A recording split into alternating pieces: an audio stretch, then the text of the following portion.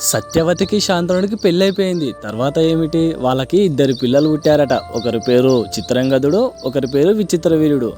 అయితే చిత్రంగదుడు రాజు అయిందంట. ఎట్లా మరి శాంతనుడు ఎడిపోయిండు?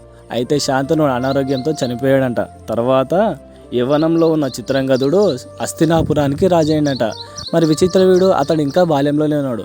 అయితే ఈ కాలంలోనే గాంధర్వరాజు హస్తినాపురంపై యుద్ధానికి వచ్చిండంట. ఆ యుద్ధంలో దీర్ఘకాలం పాటు రెండు పక్షాలు విపరీతంగా పోరాడినాయంట. కానీ ఫైనల్గా గాంధర్వరాజు గెలిచిండట. మరి చిత్రంగదుడు చనిపోయిండు. తర్వాత మరి సింహాసనానిపై ఎవరు కూర్చున్నారు? గాంధర్వరాజా? లేదు, భీష్ముడు తన వీరత్వంతో గాంధర్వరాజును వెనుతిరిగేటట్టు చేసి ఆ సింహాసనంపై విచిత్రవీడిని కూర్చోబెట్టిండట. విచిత్రవీడు అట్లా యవ్వనానికి వచ్చిండు. ఆయనకి ఎట్లా పెళ్లి చేసిండో రేపటి వీడియోలో తెలుసుకుందాం. భీష్ముడు